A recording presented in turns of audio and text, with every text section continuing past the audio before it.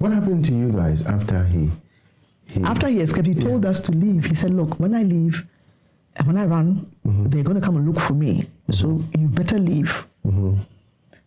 Then, you know, my mother was so worried. My grandmother was there. My grandmother had come from Koforidua to Accra because of everything else going on. Normally that's what they would do. If there is a problem or my mom has a baby, they come and then they help look after us. So we were about to leave. Then, of course, the soldiers came.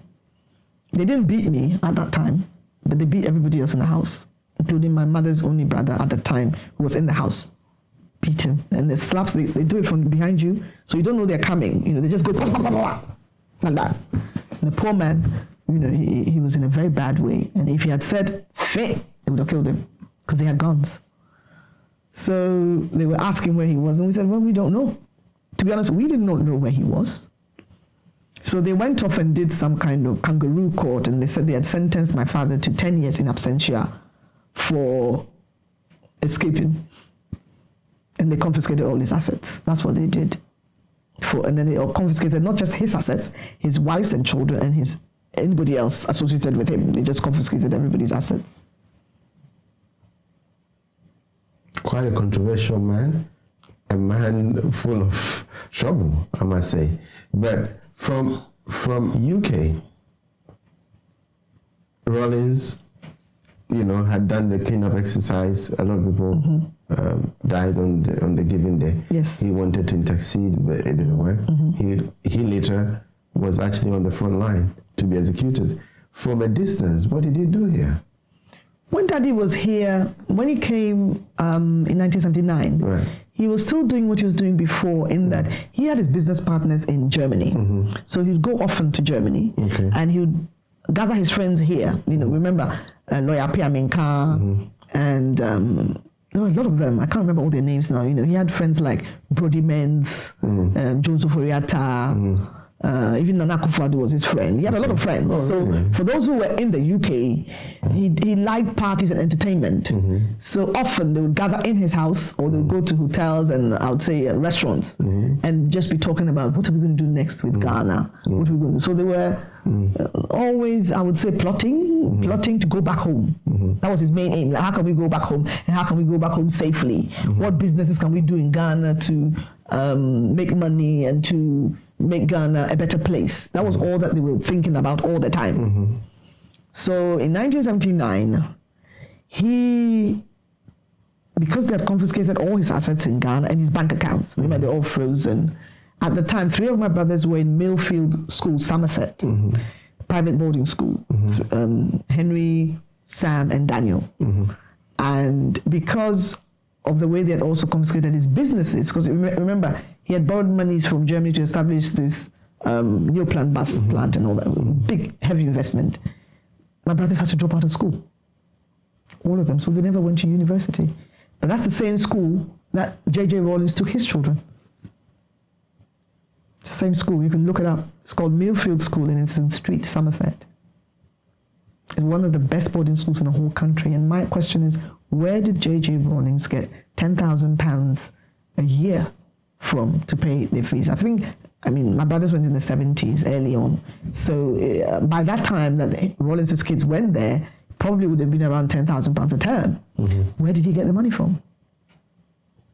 But was he really from a poor home, Rawlings? I mean, most people... He explains to us that he couldn't even buy yokogari, beans and curry. He had to go and buy it on credit.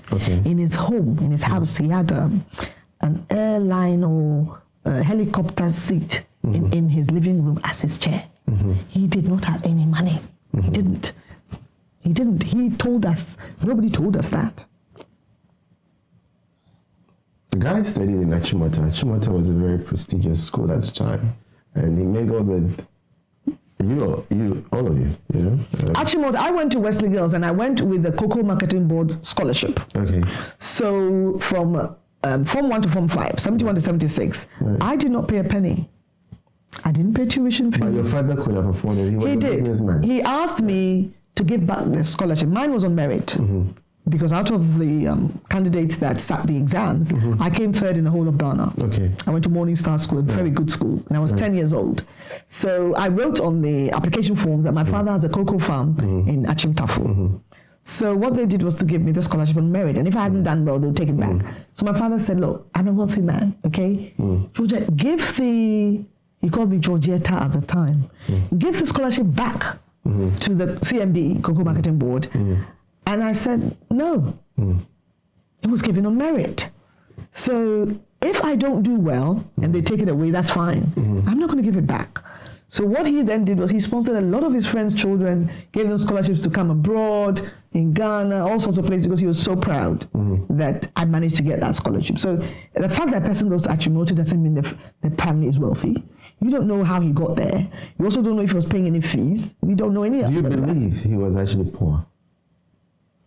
In the beginning, he tells us that he didn't have money to buy Yokagari, and also he didn't have a chair in his house. So for me, it tells me that yes, he was poor. That's why he was so angry. He was saying that he wanted the rich to become poor and the poor to become rich. Not actually saying that we want the poor to learn how to create wealth. Because you see, if you're a poor person and we give you £1 million, how are you going to manage it? You probably spend it in a week. But if you learn how to actually create wealth for yourself, you're able to sustain that wealth, and it goes to your children, your grandchildren. This is what happens in any country. Even your fingers aren't the same. You cannot put two people the same, and you cannot set the rich against the poor. That is wrong. What is achieved in Ghana right now? Even corruption is worse than in those days that we're talking about. And he's spoken against, when he was alive, he spoke against corruption. Let me tell you something. He was more corrupt than any other leader in Ghana. Let me tell you why. Roll forward, there's a case called Maybe and Johnson. Okay. Maybe and Johnson is a British company that was given a lot of contracts to build bridges like Tano Bridge and other things. And when they went to Ghana, this was during the NDC time, if you Google it, it's all there, and it's actually Southwark Crown Court. Okay. And what happened was I went to court because I heard about the case coming up, and the directors of the firm actually came out and confessed, because there was a Whistleblowers Act that said if you went to another country apart from Britain and you went and paid bribes, if you didn't come forward and they found out, then you could go to jail, you'd get a stiffer sentence. So the directors came out and said, look, we went and gave what they called a gentleman's handshake, a bribe to the government at the time, so that we could get these contracts. And as a result, it wasn't a commission, it was a bribe. And as a result, they also paid $750,000 to Nkrumah Djaba Rawlings' development, in inverted commerce, development fund. And they paid ministers such as Sipa Yankee, some Siddiq Boniface, there's a whole list of them. And they had Barclays bank accounts. There's a paper trail from the company to the accounts here with their names on it. So at the end of the trial, the judge said he was going to award Ghana £1.5 million for the bribes that the company here, Maybe and Johnson, had given Ghana. So what did I do? I wrote articles on Ghana Web, Modern Ghana. I also told the embassy here, because some of the embassy officials were in the courtroom. And I said, look, I've already told the judge that Ghana needs that money. I think it was President Atta Mills who was in power at the time. And the High Commission was probably Anand Keito, His Excellency Anand Keito. And I was expecting that they would go and just sign something and collect the money. But to date, what we were told at the time was that Rawlings had told the embassy here not to go and collect that money, because it would mean that they were accepting the fact that, yes, they had accepted bribes. So when he tells us that, I think it was some company called Bywater or some strange company paid the fees of his children, how did that happen? You know, there must have some kind of bribe system where instead of him actually, because I've seen one of your tapes where or maybe it wasn't you, but somebody interviewed him and he was saying that he doesn't have any bank accounts in London or England. So how did he pay the fees? He probably got some of these companies to pay the fees. Because there are different ways of doing things. Of course. So for me, I think he was a hypocrite. He was as corrupt as the rest of them. And he was one of the wealthiest ex-heads of state in the whole of Africa. He collapsed a lot of companies, gave some to his wife, who never said to him, stop it. if I say stop it, in terms of executions, in terms of corruption. She never said, because if she had, he would have done. As I understand it, a lot of soldiers respect their wives. They do, they listen to them as well. So if at any point in time he had said, he had been told either by his mother, his wife, or anybody else, stop it, he would have stopped. Look at how he targeted Ashantis for no particular reason. We talk about journalists, pastors, ordinary market women, women being laid on a table in public and whipped in their private parts. That was crazy. Was that true? It was true, because we were in Ghana. They used to call it a yakani, a yahain. They shine like a lamp or a torch down the woman's private parts in public, and they beat them up, whip them, lashes. They raped a lot of women. They'll go into the house. Sometimes they'll tie the woman's husband to a tree and then rape the woman in front of the husband. It was a very, very bad time, very wicked time. And some people are saying, oh, we were students, we didn't know any better. Do you know, I knew what was wrong from the age of 2 years old. From the time I started going to church, we were told that pain is wrong, killing is wrong. We knew all that. So if somebody gets killed prematurely, it's wrong. So if students who are educated, who are elitists, come out and say, we didn't know he used us, some of them are saying that. I'm saying that they're hypocrites, they're liars, and they were bloodthirsty because they were rejoicing that good men, good rich businessmen, ordinary businessmen, some weren't even in the government, some weren't ministers or MPs, were going under. It's a Ghanaian trait. They rejoice at negativity. When a rich man, you're talking about people like Kofi Bacha, he owned Aska Books, bookshop, and they confiscated everything. We're talking about Kojo Satin, Wache Mattress, there's a whole list of them. Bibi Bismarck, he disappeared without trace to date. We never found him. And according to one of my friends who's a historian, Daniel Atto, he says that there were times when people were picked up just for no particular reason. They were picked up, they were executed, and they were dumped in the Achimota forest. Yes, a lot of people. And you see Rawlings sometimes in his helicopter, like prowling, looking for more people to pick up. Sometimes they'll hang a bag of cement on your neck and throw you in the sea. That was Ghana for you. So when I managed to leave Ghana in 1985, for 15 years, I didn't want to go to Ghana. I didn't even want to think Ghana. I didn't want to talk about Ghana.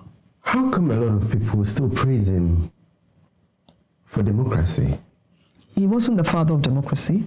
Those people are illiterate, ignorant. They don't know their history. Because when Nkrumah came, we had a democracy. Ghana had a good democracy. There was nothing wrong. Okay, there were breaks in between. Buzia came, we had democracy. Liman's time, we had a democratic government. So if we say Rawlings was the father of democracy, I beg to differ. He wasn't the father of democracy. He came and overthrew a democratic government, the Liman government. And I didn't tell you the story about my father coming back during the Liman government. Oh, yeah, you didn't. He came back. Okay. Because he had missed home again. So on his way to Ghana, he sat on the plane with His Excellency Degraf Johnson. Okay, the Vice President. The Vice President. And he said they shared, I don't know whether he was in the same next seat on the aircraft. So he bought some drinks and they shared a conversation. Yet, when my father got to Kotoka International Airport, he was immediately arrested on the tarmac and sent straight to Nsawam prison, condemned cell, to serve Rawlings's 10-year sentence in absentia. AFRC government. So Liman was in power. Liman was in power. Right. And it was surreal. I mean, I just thought, what the hell is going on? This is a civilian government. If anything, try him. They sent him straight. We saw it in the news. We also saw some pictures of him being carted off in a vehicle with 2 police people handcuffed and sent straight to Nsawam. To be honest, I couldn't go there. I mean, I was very close to my dad. I loved him to bits, but I just couldn't bring myself to go to Nsawam because I thought, I'd never, first of all, ever been to a prison to visit anybody. And I couldn't really go and see him there. Okay. It was a very painful time. Right. But they brought the matter to court.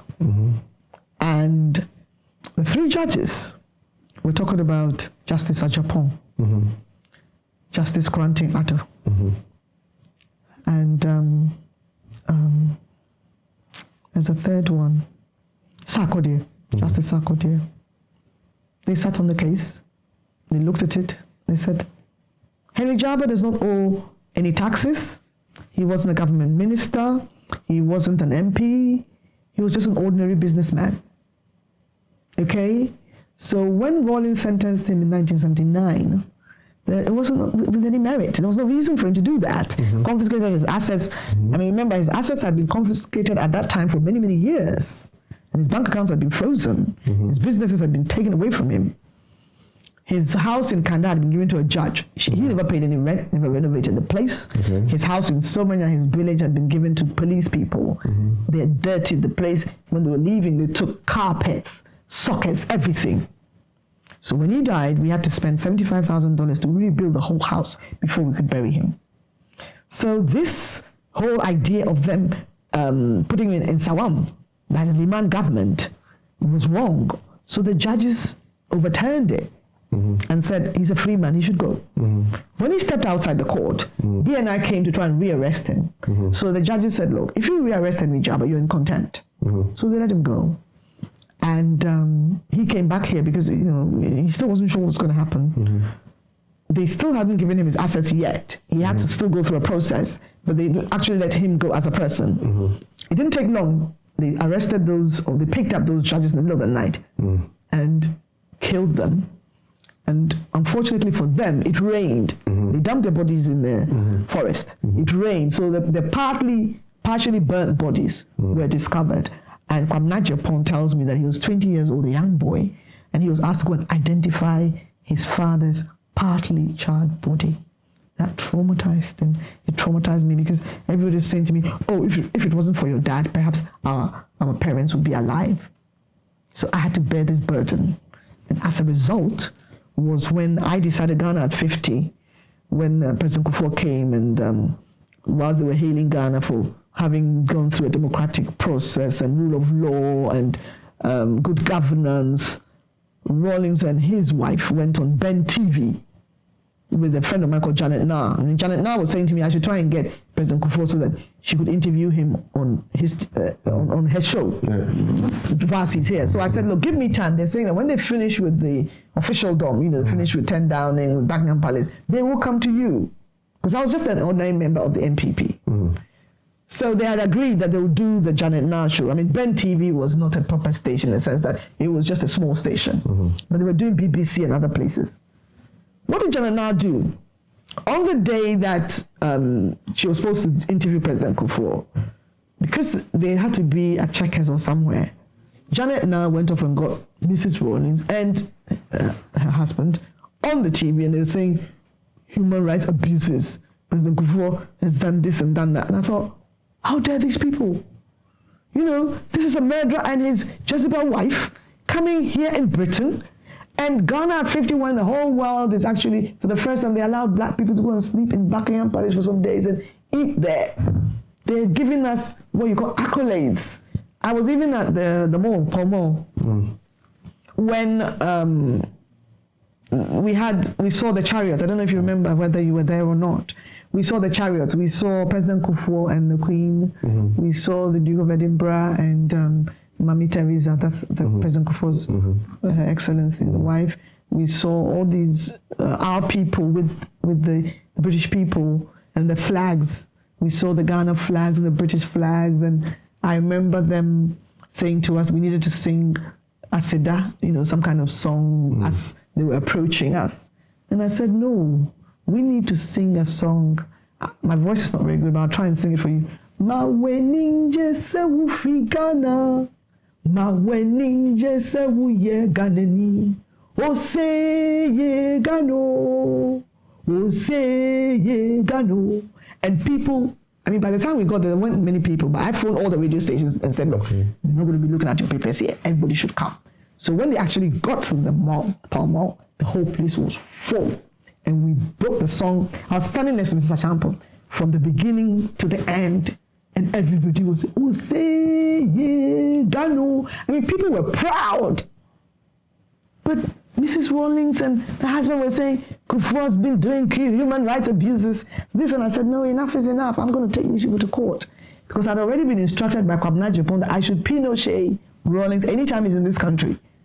So I took the matter up and I asked about the procedures. They said, look, go to Holborn Police Station, go to Westminster Magistrates Court, go to the High Court. I did all that. I went to Scotland Yard. I had a bundle, because remember, I'm a lawyer. Of course. I had a bundle. I had a witness statement. I had a summons. I had everything. So Scotland Yard came. They came to me. We sat down and they said, look, have you got any photographs of the actual executions or videos? I said, well, we understand they've been destroyed. In GBC, there was a fire there deliberately, being destroyed. Okay, can you get one of the people that, because your father, as you tell it, your father's alive. My father was alive then. Can you get one of the people who was actually murdered? Can you get one of them, for example, a Frifa's child, Feli's child, or a Champon's child, one of them, to join you in this suit, the proceedings? I said, okay, I'll try. So I phoned Afrifa's, one of the children. I think she's also a lawyer. She's here. Okay. I think she's Mami or something like that. She said, look, we've forgiven him. We don't really want to rake up old wounds. We really don't want to go down that route. So what did I do? I went on radio and I called a meeting at Manjaro nightclub. I said, look, anybody who was affected by the Rawlings regime, I want us all to meet and let us talk. I got 40 people, nephews of Sarkodie, the judge, children, Digab Johnson's son. So many people came. And they were telling us stories. Some of them were 9 years old when it happened. And they said, look, we're very happy for you to go ahead, but we're not going to put any money in it. We know that once you are able to do this, whether you want to go to ICC or whatever, International Criminal Court, there'll be compensation. So you go. When the compensation comes, then we will help you chop it. So I said, look, it doesn't work like that. One of you needs to join me in the suit. They were reluctant. And also then it came to the money side, in that we needed money for the lawyers. Some of them were going to do it pro bono, because I used to work for Hickman and Rose solicitors, and they're a big, fantastic criminal rights, human rights firm, and also criminal law. Very good. Then Rose was my boss at the time. So I spoke to him, and he says, yeah, we're happy to take on the case. They allocated solicitors. They did their research. I also called Courtney Griffiths. I don't know if you knew him. QC. Yeah. He's a friend of mine from Society of Black Lawyers. Okay. So I spoke to him, and he's actually defended people at the ICC. And he was saying, who's going to pay? Because, QC, you're looking at, even just putting down the brief, you have to put down maybe £100,000. Because this is going to go on for the long haul. You're looking at all these people. And that was the question, who's going to pay? Because I don't think legal aid would have covered everything. And we needed at least some money in a fund so that they know that, okay, the money is there. Some of these guys would have done it pro bono because they're my friends. And I myself was doing it pro bono anyway. Even though my father wasn't necessarily going to benefit from this. You remember, he was alive. Okay. But my own brother, one of my brothers, Hans Djaba, he was arrested by the Rawlings people. Maintaining a presence at the forefront of a global issue with the desire to help others come to a resolve in personal and business affairs is why Andydtv Legal and Immigration Associate was established. We specialize in overseas British passport applications, bails and temporary admission, deportation and detention cases. The profound pattern in achieving positive results with fragile cases in immigration, nationality, European Union and human rights law, adoption, marriage, divorce, litigation, and so on, up to date, has been broken, and that is why our client base continues to expand. We also do representations at the UK border agencies and overseas consulate, human rights law, and settlement and leave to remain applications. We have the right keys to unlock any case across the spectrum of law, locally in London and across the borders in Ghana, where our other branches are established. We are located at 44 Broadway, Stratford, E15 1XH. Our telephone number is 0203 1300 751. The today I'm on a plot of land, not just a plot, a 40-acre plot of land around Oyibi, Old Sasabi. It's between Ubuntu Haven and Apollonia City of Light. This particular property has good road, there's water, there's light. People have already bought theirs and they are putting up their structures. If you can see, so just call the numbers and get yours. Be your own landlord. Okay, so we just passed Car Junction. We're still going around the plot. As you can see to my left, that is Ubuntu Haven. Some have already gotten their plots and then have their buildings ongoing. There's light, there's water as well. You wouldn't have problem with land litigation and land guards and all that. As you can see, there are no land guards around. There's a good place to invest if you need a plot of land. Or you can even buy 2, 3, 4 and put up some businesses.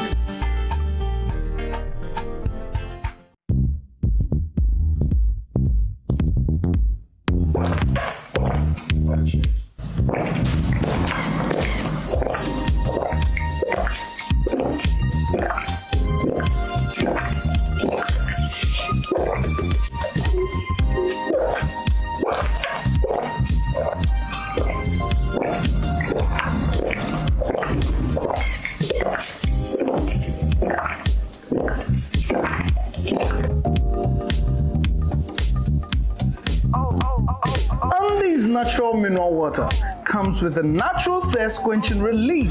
No wonder it leaves you yearning for more and more.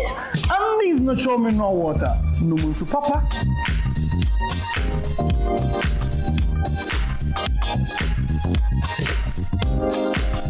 My own brother, one of my brothers, Hans Djaba, he was arrested by the Rawlings people.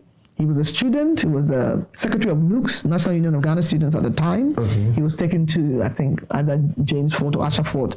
He was beaten, he was tortured. They wanted to jail him, but they put him on bail. Mm-hmm. They gave him bail, and then he went through Lomé to try and escape. They rearrested him. Mm-hmm. And in the end, I told him, look, why don't you go through Abidjan? We knew a chief there at the time. So they gave him safe passage, and he came here. Okay. He did an MBA. He's now working in Ghana. He used to be with Talo Oil.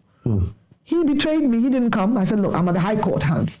Are you going to come and join me so that at least the two of us? Oh, I'm afraid. I'm not coming. Then somebody called Adesoya. He phoned me from Ghana to say, oh, I went to school with Rawlings. It will destabilize the country. You can't do this. You can't do this. Stop. Then even people in Dalston Market. Oh, we love Papa. Yeah, don't do this. So there's so many people saying, don't do this. And I thought, we are cowards. Ghanaians are cowards because we need to test the system.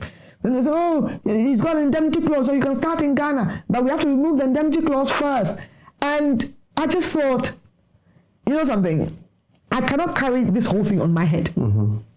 Not only is it stressful, mm-hmm. it involves money. Mm-hmm. Why am I going to borrow £100,000 to take this to the ICC? Mm-hmm. But I'll go to Westminster Magistrates Court. So I went there. Mm-hmm. The former Prime Minister, mm-hmm. who lives with, at the time he lived in Islington, mm-hmm. he actually gave me a letter. Because I wrote to him.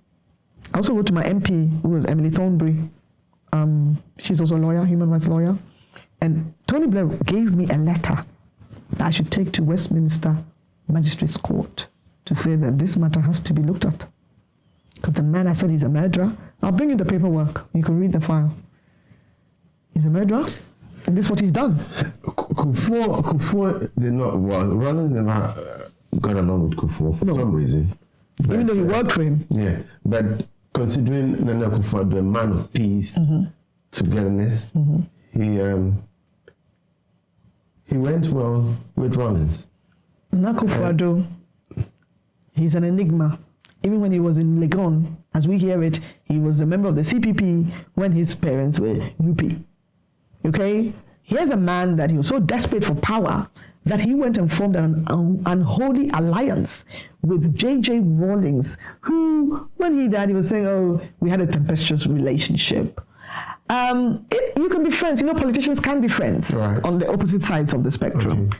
You can do it behind the scenes if you want to. Do not put it in our faces. Okay, do not put it in our faces because some of us are still going through the scars and the pain that he put us through. I came here, a millionaire's daughter. I had to do cleaning jobs to sponsor myself through law school. Why? This is something that I'm talking about, my inheritance. Okay, my father's business should have come to me and my siblings. The neoplan is still confiscated. Why are you entertaining a man like this, who put a lot of people through a lot of pain, and some people never even got closure? Because, like B.B. Bismarck, for example, his children never got closure because the body is still missing. So why would you form an alliance? You're a human rights lawyer. Why are you forming an alliance with a murderer?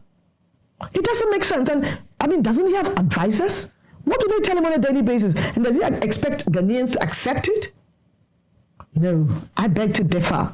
That was all wrong. He was rubbing it in our face. And not only that, he actually got Rawlings to go and represent Ghana when Mugabe died.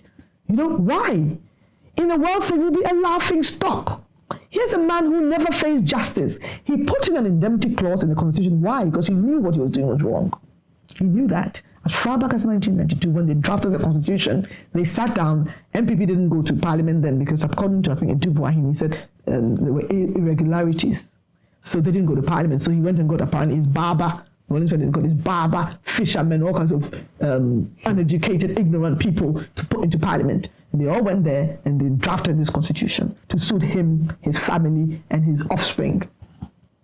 And I understand that they're grooming one of his children to become president one day. Really?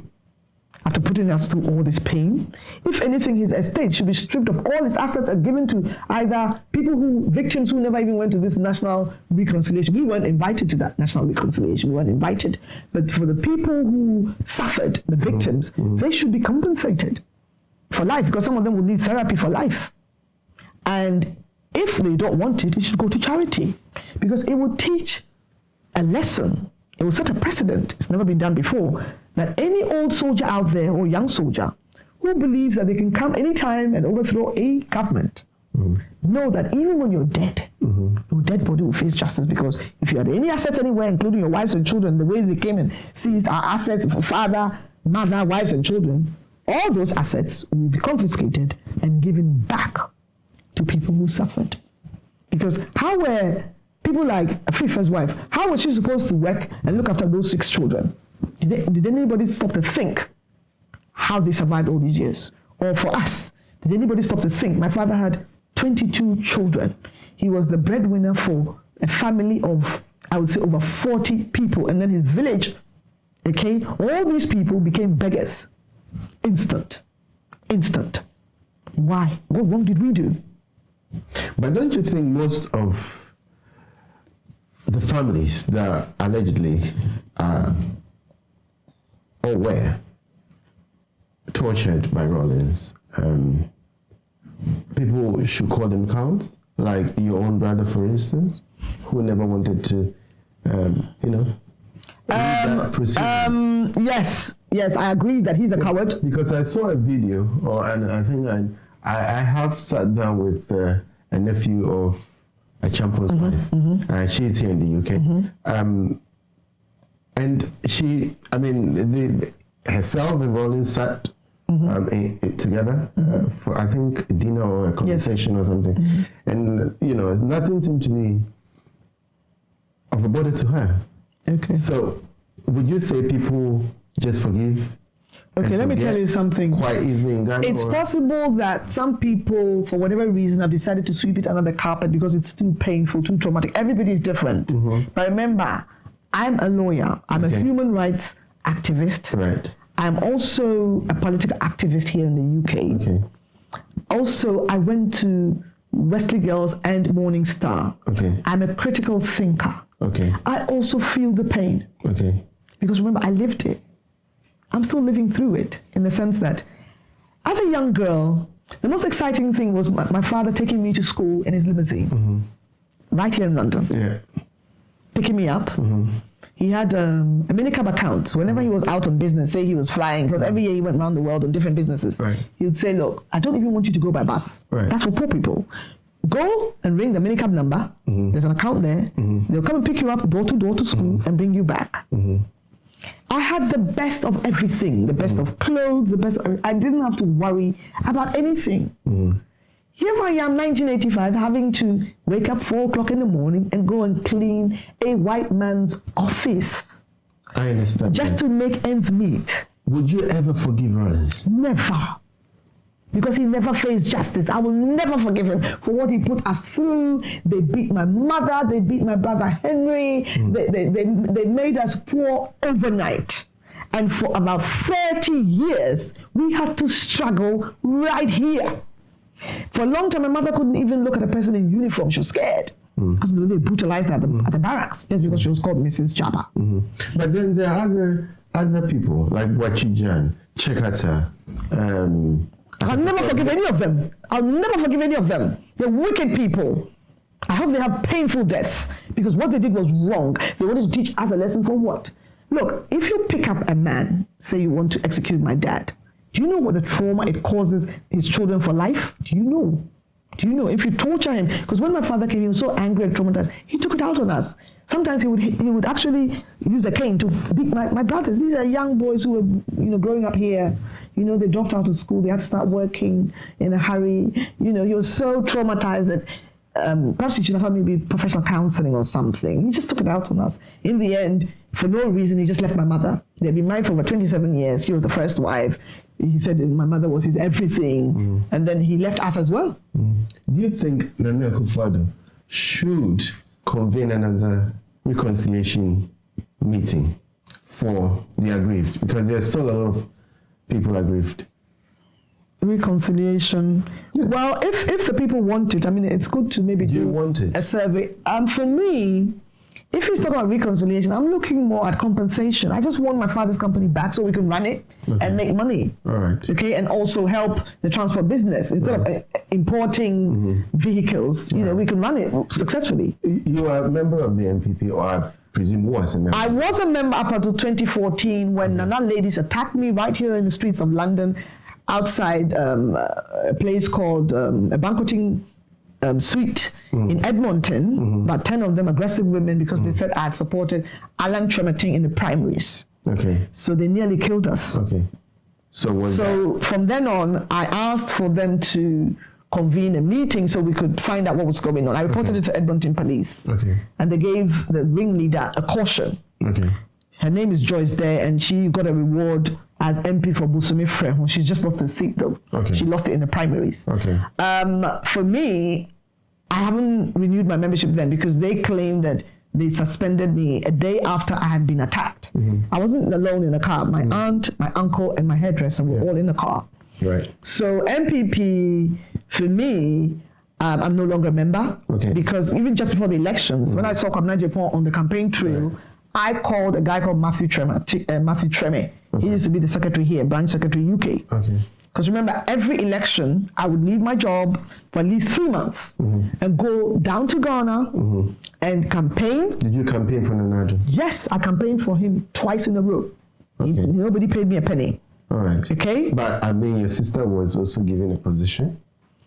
My half-sister, Otiko Djaba, was given a position because she earned it in her own right. Okay. She followed the campaign train for a long time. She speaks about 10 different languages in the north. Okay. And very few people are as active as she was in terms of campaigning, going on a platform and going on radio stations. I groomed her. I groomed her. I brought her up. And she managed to get a ministerial post, even though she had never even been MP. And she was sacked. So, to be honest, she's got a different story to tell. Her business has got nothing to do with mine.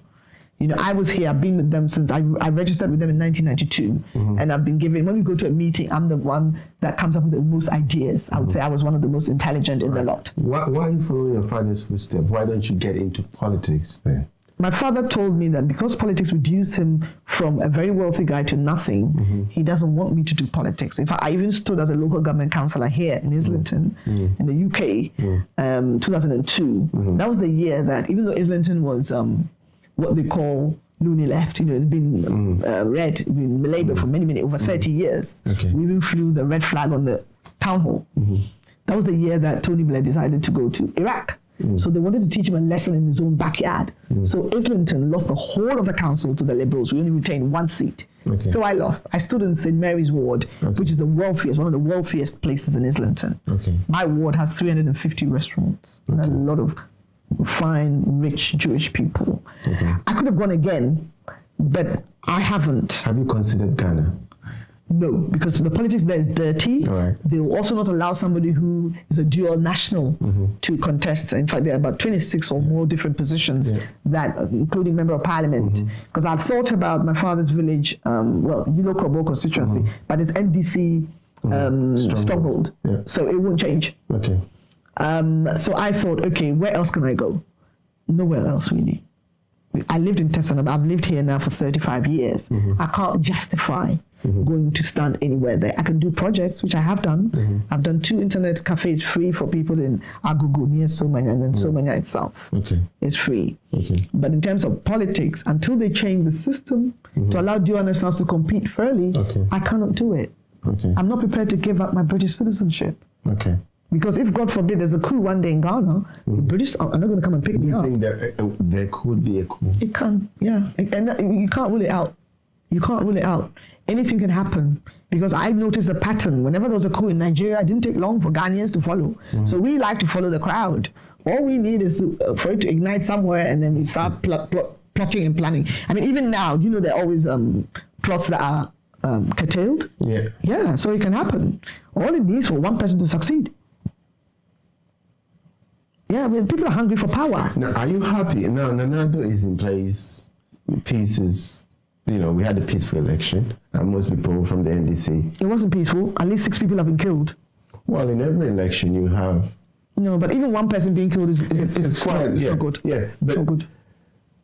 Now, Mahama is not conceding. What do you say?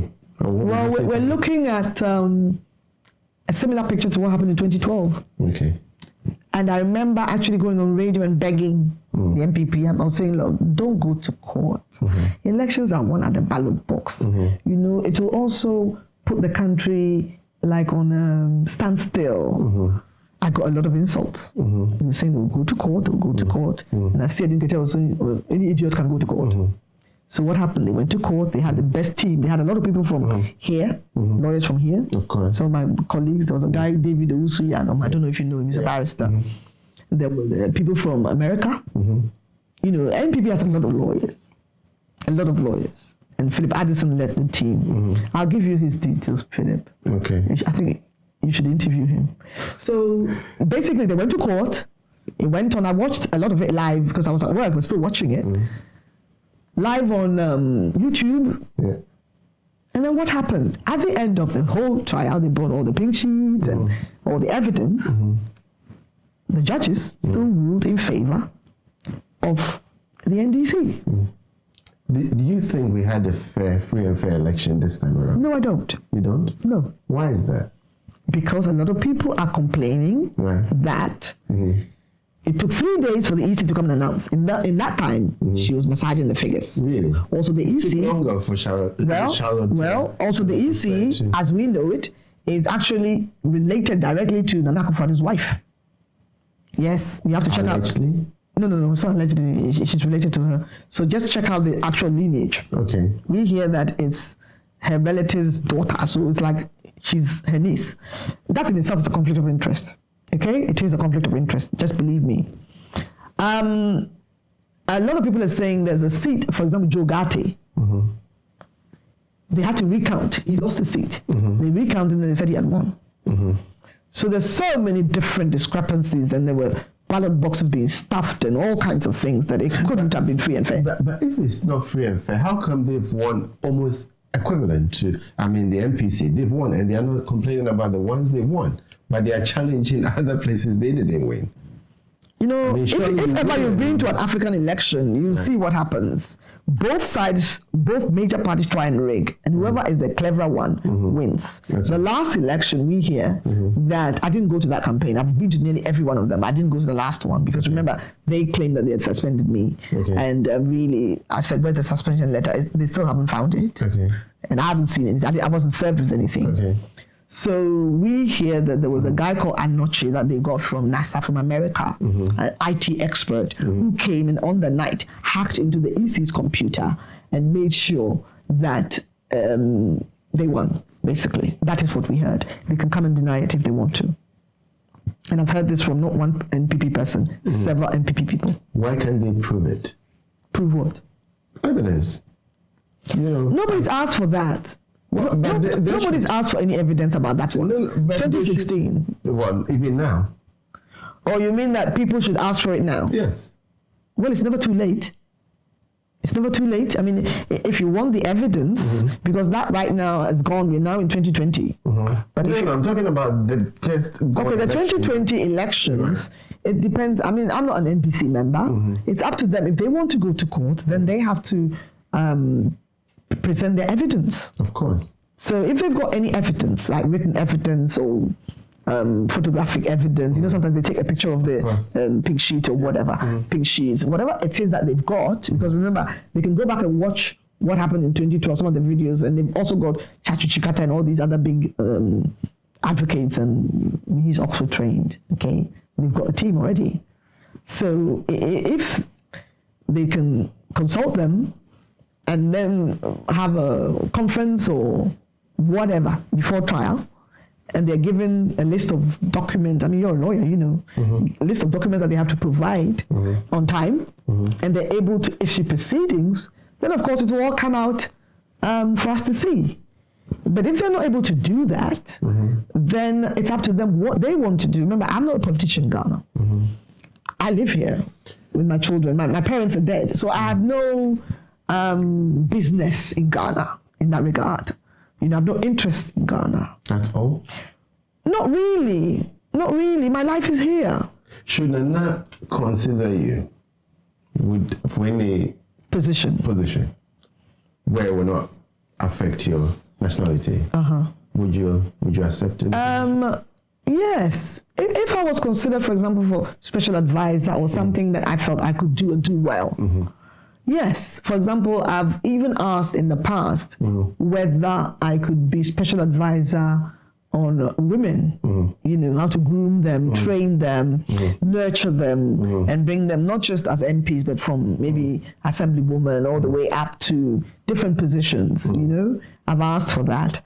I've also asked whether we could look at the Children's Act, things about like domestic abuse, mental health, education, because the education system was so good in the past. You could go straight from Ghana and come here into sixth form or any level. They changed it.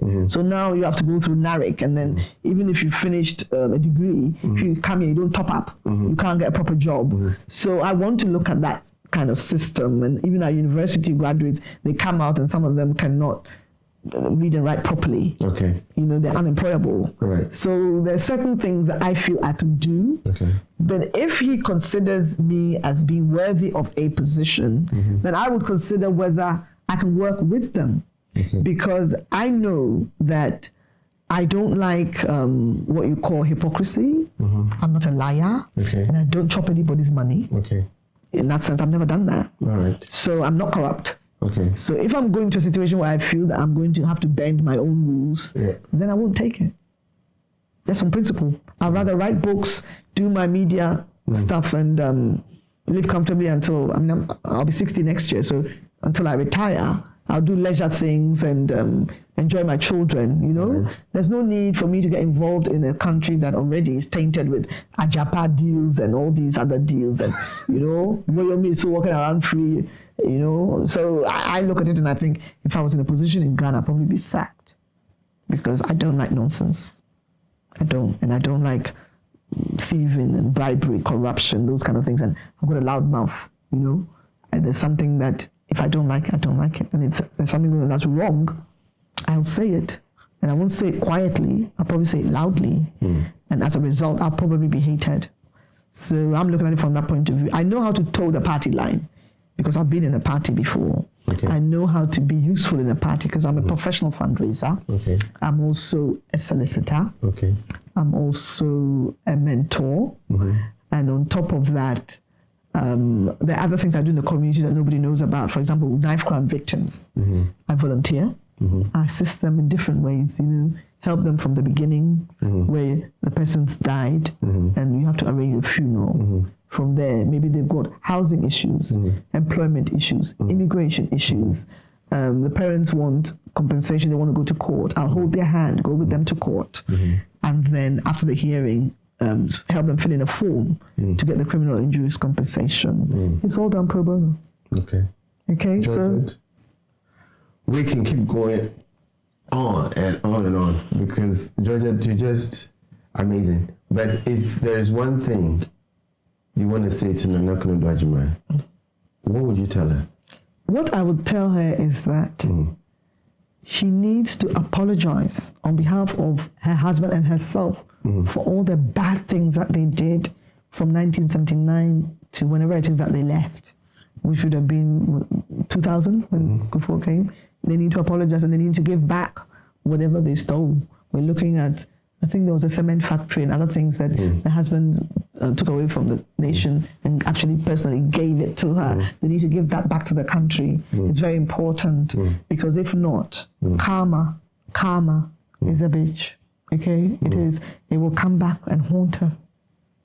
If she does all that, would you be able to sit down with her and have a decent conversation? I could do. I've had a conversation with her. My father was married to her cousin, Nkrumah Djaba. Okay. And they've got 2 children. So in a way, we're probably distant family. Yeah. So yes, I mean, woman to woman, we'll talk. We could probably maybe think about projects like healing. You know, I'm thinking about forming a support group for some of these people. Yeah. I mean, I've had talk therapy. Okay. I've had to go through it myself. I've requested it, and it did a world of good.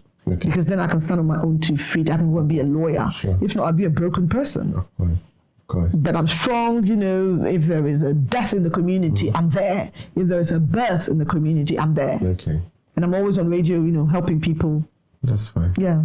All right. We'll talk more. This is where time will bring us. I think we have to let Georgette go, but trust me, she will be coming back again and doing more on this channel. This is where time will bring us. It's a pleasure to have spoken to Georgette. I would like to say a big thank you to all our viewers around the world. And thank you for watching Andydtv. Remember to subscribe on our YouTube channel, Facebook, follow us on Twitter and on Instagram. This is the Hour Show. Have a good day and goodbye.